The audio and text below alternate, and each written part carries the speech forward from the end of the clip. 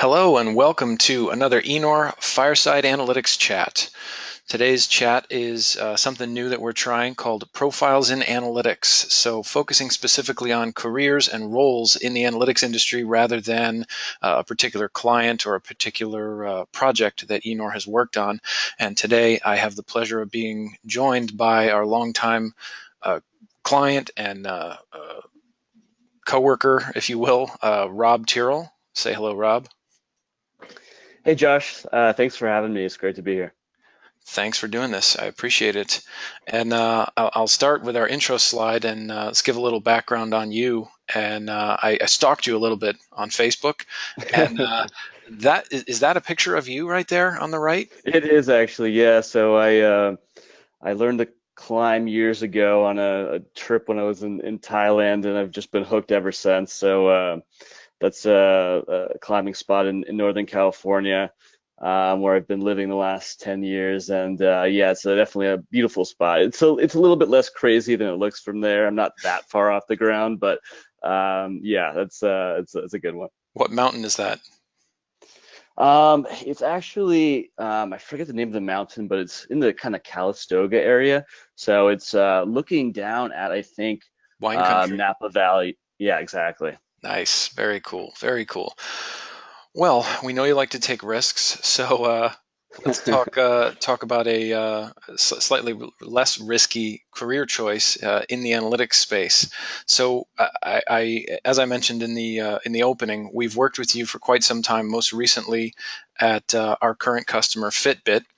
And Hmm. you are currently no longer with Fitbit. You're a bit of a free agent right now out there climbing mountains and hanging out. But we wanted to take the opportunity to kind of talk to you about your career path and how you got where you are, what you love about it, and kind of where you feel things are going to kind of help folks who are listening to maybe direct and change their career trajectory if they're interested in doing something similar. So that's kind of the vibe or the direction that I'd like to go in today. Um, so Sounds great. with that, why don't we kind of if you could just give an overview of your what your career path has been, where you went to school, and kind of Yeah. these are. I also stalked your LinkedIn. I'm a good stalker, and basically, give us the Yeah, overview totally. here of where you've been Sure. and Yeah. what you've done. So yeah, I've been in the space for about 10 years now. So I got my undergrad degree at San Francisco State, majored in business with a focus on e-commerce. That was, already, something that was on my mind. It's something that I wanted to do. And it was, obviously kind of an emerging field that I was excited about. So they don't even have that focus anymore. It was, at that time, it was, you could actually have a focus on that in the degree. These days, it's obviously more integrated into everything else. But yeah, so that's where it kind of started, and then started with a couple, um, internships when I was still at school. The first one was at greenhome.com, and that was a really interesting experience. It was literally a tiny startup that was run out of the founder's garage, and I learned a lot there. But one of the skill sets really kind of helped change my path, where I learned SEO. Um, and that experience gave me the opportunity to start full-time job at a later point at iProspect, which is a digital marketing agency. And I really consider iProspect the kind of boot camp for me, because it was one of those places where you do a little bit of everything, and they just kind of throw you into it, and you kind of pick up everything as you go. You're surrounded by really smart people that are doing a lot of the same stuff. But I was managing everything from kind of the account relationship to building all of our reporting in Excel from scratch, to actually building and running campaigns. So I did not just SEO at iProspect, but also paid search, Facebook ads, retargeting, a lot of the classic digital marketing skill sets. You had to become a human Swiss Army knife of digital analytics, essentially. Pretty much, pretty much. And yeah, so it was one of Agency those. life is good for that.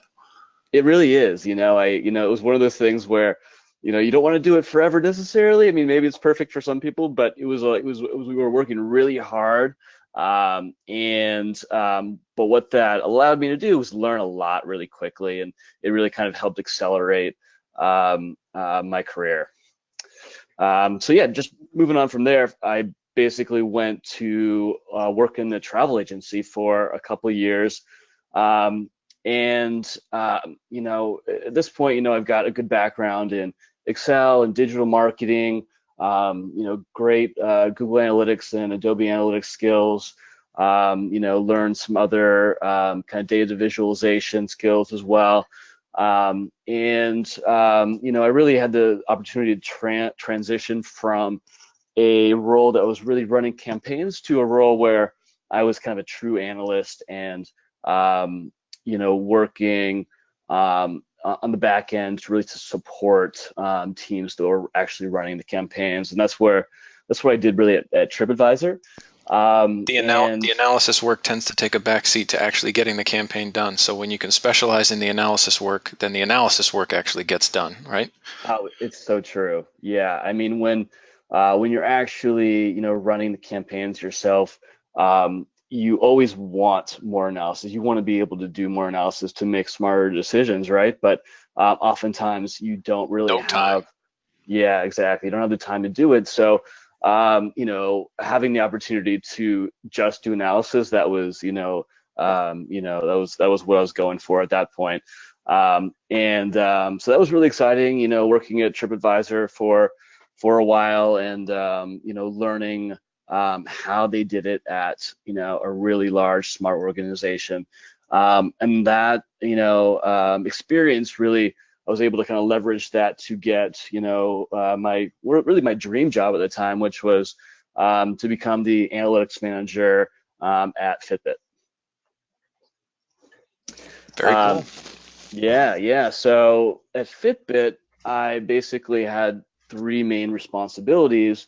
The first one was sales analytics and forecasting. So actually, kind of predicting future sales for us based off of past sales. And then the second area was digital analytics, web analytics, where I worked really closely with the eNord team, and they really helped us, accelerate our internal skill set. And then the third piece was conversion rate optimization and testing for our e-commerce team.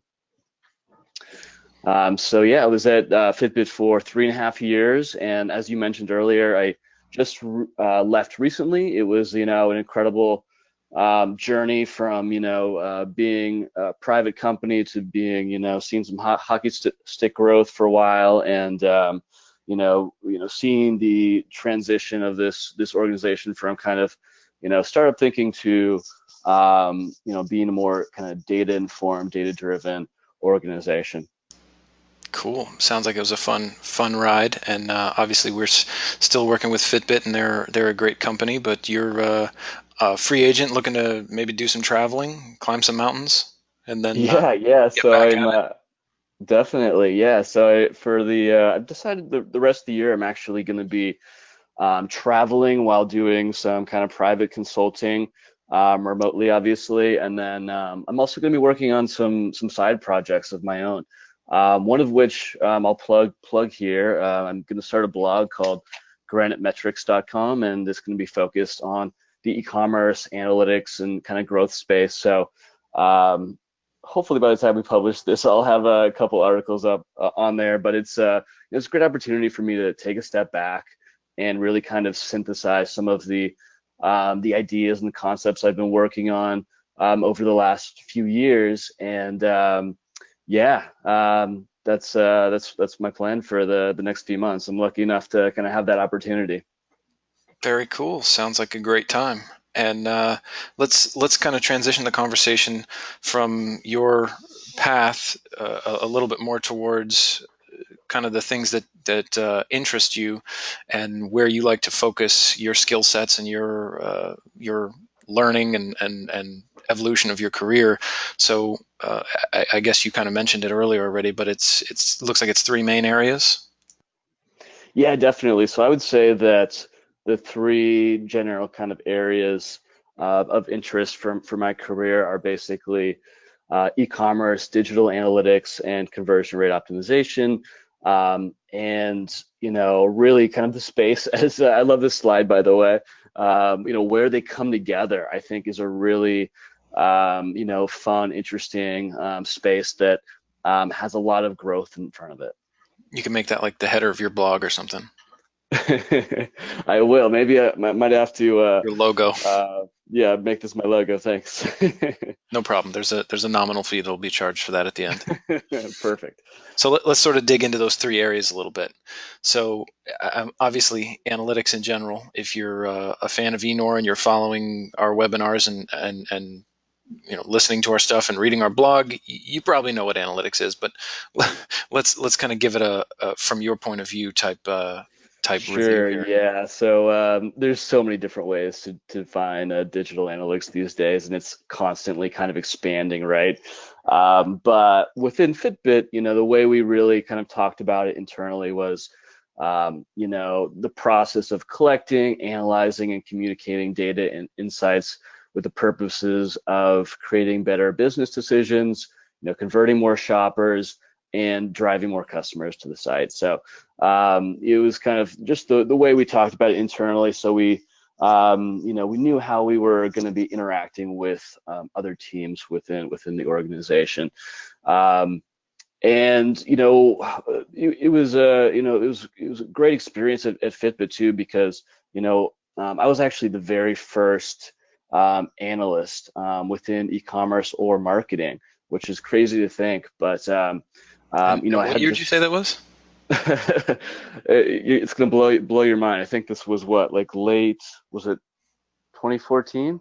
Um, yeah, I guess it would be 2014. It was right around the time when Charge HR was launching, which was our kind of second major successful product. It was on everybody's wrist for quite a couple of years there. Yep, I remember that. Yeah, so it was one of those things where we were going from being a really kind of brand focused, gut driven company to suddenly realizing, okay, we're kind of big now. We need to mature as an organization, and part of that is building the infrastructure to make better, more informed decisions. So I was, really excited to join at that point and kind of help build a team that was able to, drive that decision making. Excellent. Yeah, we're. It's interesting that you mentioned that. We're kind of going through that now at Enor, much smaller scale, obviously, but we are finding our way through the process of becoming more data driven and rolling up everything that goes on a daily basis, rolling it up Hmm. to the highest level goals. Where obviously Hmm. we work with Google a lot, so we're tied into OKRs. Did you guys sort of have any high level business, or not necessarily just at Fitbit, but have you ever worked in a structure that tied daily activity all the way up the pyramid to the topmost goals of the organization? I mean, I think that's a great goal to have. I've never been anywhere that was that tied into the daily tasks, but I think that's super important, is leveling down from the CEO or the leadership. What are we trying to accomplish this year, within the next 3 years, and then kind of leveling that down to everybody else in the organization, so that everybody's on the same page and moving in the same direction. Yeah, and when you sell products for a living, obviously e-commerce is high on the list. Definitely, definitely, yeah. Um, so yeah, e-commerce, obviously, it's been a passion of mine for a long time now. And I kind of, in some ways, I just I fell into it based off of my interest at the time. But I think what everybody should be thinking about when with their career is, one important thing to be thinking about is what's the actual growth of the industry, right? E-commerce is, it's well on its way to becoming, a mature industry, but it still has, double digit plus growth on an annual basis. And at this point, it still only makes up 10% of total retail sales. So most of retail is still offline. It's still brick and mortar. But that's going to be constantly kind of shrinking over time while e-commerce takes on more. And it's not standing still either. It's going to be today, or it started on desktops, right? And now a lot of e-commerce is on mobile devices, and that's going to constantly be changing too. So it's also a space that there's still innovation. And for someone like me that doesn't, I'm not someone who's going to go work for a bank tomorrow. I'll tell you that much. I want something. I want a career that I can constantly be learning and kind of growing. So e-commerce is a great space for that. I think we're all striving for the day when you're standing at the bathroom sink and you look at the toothpaste tube and it's out and you think it and it falls out of the sky, right? I mean, eventually we'll get there, but the baby steps, Yes. it's a long way to go, and that creates a lot of career opportunities for folks to figure out how to get us there. I think that's where, definitely where Jeff Bezos wants us to get, as long as it's, that toothpaste is falling out of the sky from Amazon, right? Yeah, exactly. Maybe there'll be a box in the corner of the house that stuff just gets beamed to. We'll have to see where it goes, but it'll be a interesting journey the whole way. So obviously, in these three areas, we started talking about analytics, which is kind of all encompassing of analyzing and understanding what's going on, drilling down into e-commerce in particular, and then in the world of e-commerce, you're obviously trying to get a conversion, which in the e-commerce world would be defined as ultimately putting money in the seller's pocket, someone buying something from you. So this area of CRO, conversion rate optimization, no shock that you got involved and interested in that, especially at Fitbit, obviously, because they're trying to sell products online through e-commerce. Mhm. But I kind of wanted to dig into this a little bit with you. Um, so the process of taking desired, or getting customers to take desired actions. Uh, Talk about what some of those could be, perhaps other than a sale. Sure, yeah. So, yeah, I mean, just to start out, I think that, conversion rate optimization or even customer experience optimization, if you want to take a step back, is really about, creating a better experience for the customer and driving additional sales, right? So, and hopefully those two come together in the same place. So yeah, that can mean, trying to create a better experience on your product page so that customers are more likely to make that purchase. Or it could be, even collecting, emails, or for some other industries, it could be getting leads, right? Lead gen, for Um, sure, yeah. exactly, yeah. So, in the e-commerce space, we're thinking about, how do we create the best experience for all of our customers, and so that they get what they want out of visiting our website. And part of that obviously is driving additional sales, but part of that might be just making sure that their questions are answered. And that can be a challenging thing to do, but with the help of both quantitative and qualitative tools like Google Analytics, like a Qualaroo or survey-based qualitative tool on the website, you can learn about a lot about your customers, and then use that information to inform hypotheses for what might be a better experience. And then you can test it, and that's using it's the next step of having kind of an analytics data driven mindset with the website or the digital experience, to make sure that any changes you make are informed and are kind of customer centric, right? You're essentially looking to the customer's feedback rather than just the CMO's opinion, right? So it's interesting to hear you talk about that, because I think when most people think CRO, they think A/B testing or multivariate testing. So they think they immediately go to tools, or maybe that's just me. I don't know, but Hmm. to Optimizely, Google Optimize, Hmm. Test and Target, a lot of those tool sets. But talk a little bit about other elements that combine to make a more robust conversion rate optimization program, rather than just the red button converted more than the blue button, or Sure. this headline was better than that headline.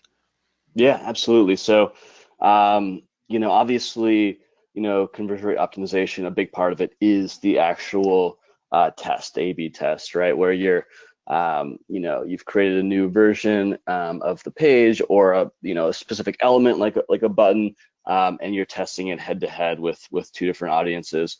But in order to, have a really successful, CRO program, you really have to take a step back and be, data informed with the hypotheses that you're coming up with.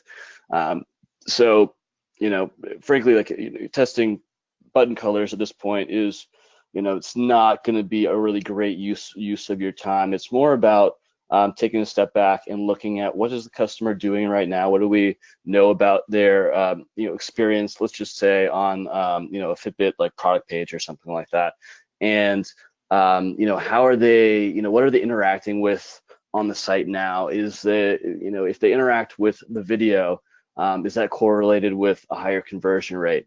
How far down the page are they scrolling? If we do like a survey directly on the site, can we get feedback on what's missing on the page? And bringing all of that together and then creating a roadmap based off of hypotheses for what could be a better experience. And I think that's the way that you really get real results these days.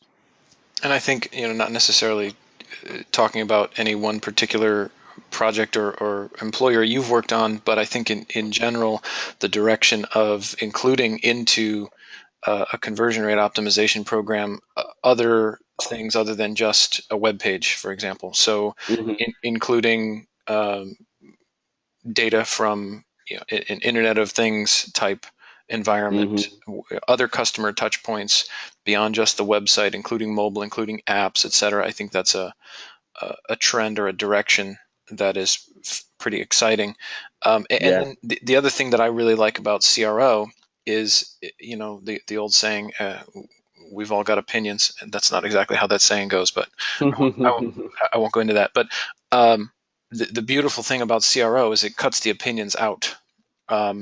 Everybody's a designer, including the designer, and it should be this way, it should be that way. I like this copy better, I like that copy better. This cuts Hmm. through all that, and it says, okay, well, if you like the button there or this particular design element better, let's test it head to head, and the customer Hmm. decides. And the customer's who puts money in our wallet, right?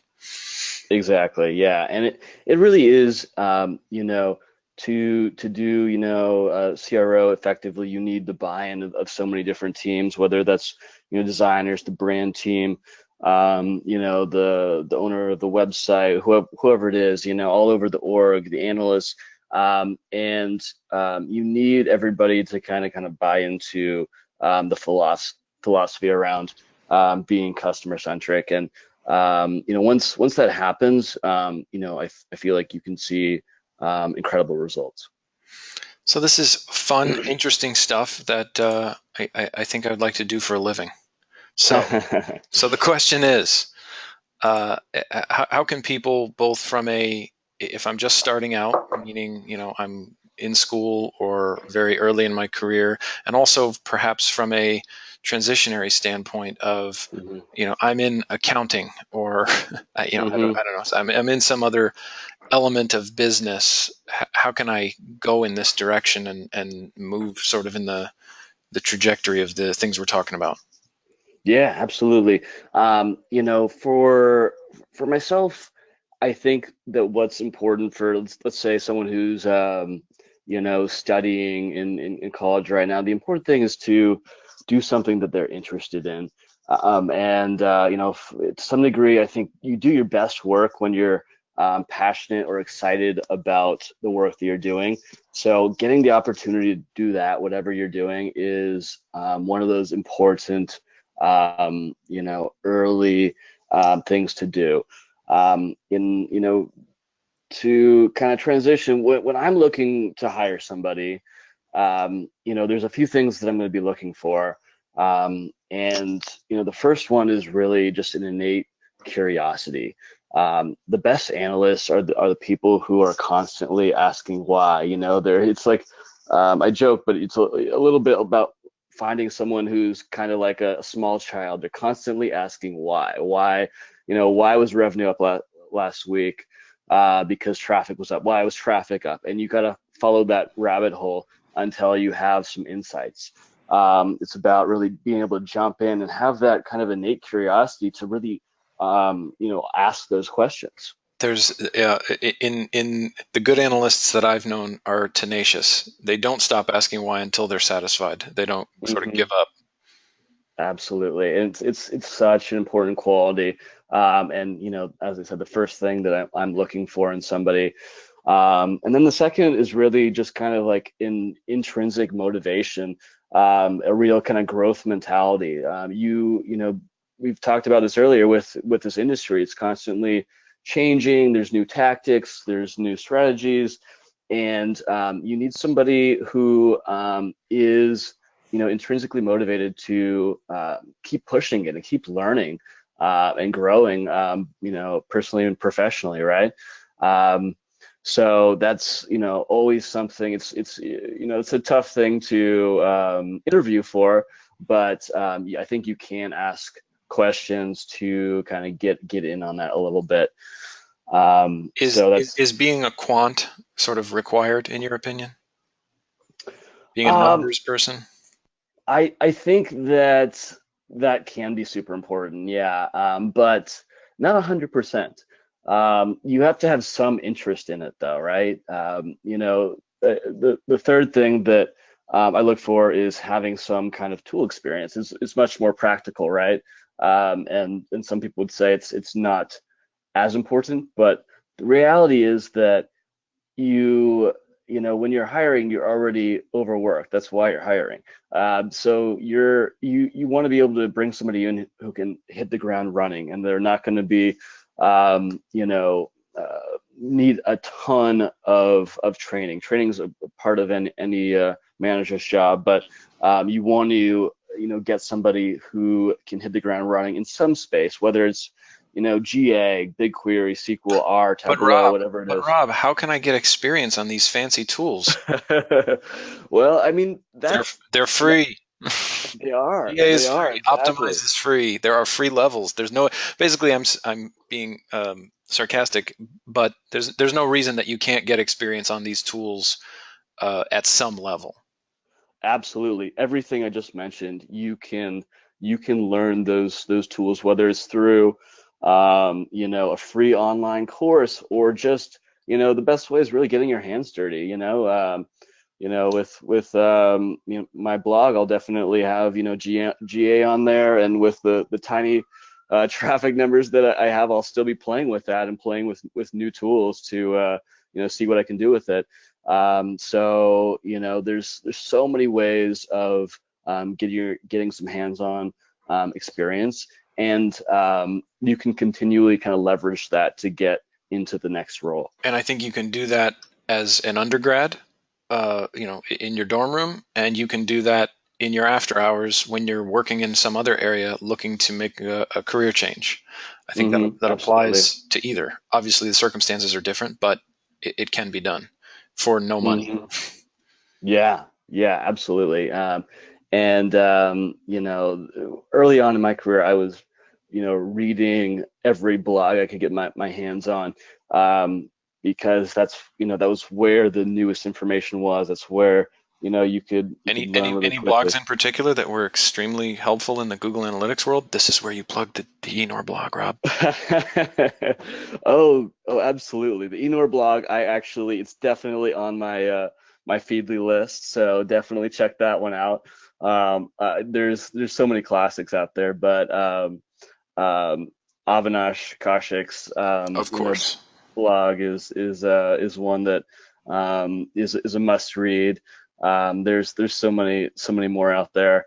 as well. But it's, these days you've also got all kinds of other options. You've got, podcasts, there's books, there's um, free online classes, right, that you can jump into. So, it's definitely a field where there's the opportunity. If you want it, you can learn it. Awesome. So that's great background, and that's actually way more than background. That's great hiring insight, actually, for what folks are looking for in the space. So that leads to the inevitable question: what's next as far as where are things headed? And we've touched on this already, and you can position this in a what's next for Rob as far as what you're looking to do and position yourself, or just in general, what's the forward-thinking person who's perhaps already in the field, uh, what should they be doing to craft their direction towards the future? Yeah, I mean, I think there's so many different trends that are happening within e-commerce and analytics. But it really depends on the person and what they want to pursue. For myself, I'm passionate about growing online businesses. So it's about continually staying up to date with the trends in the e-commerce space. And also within analytics, growth, conversion rate optimization, and continually learning in that space. And for myself right now, yeah, I'm taking that step back to kind of focus on some side projects, and I'll be looking to potentially take on a role, whether it's leading e-commerce or leading an analytics team in the future. So, so many great options in this field, and I'm just excited that I've had this opportunity to be here. Awesome. Well, thank you very much for your time, Rob. I really appreciate it. Good luck on with your travels, and chalk up those hands real good if you go climbing any mountains. And Thanks so much, Josh.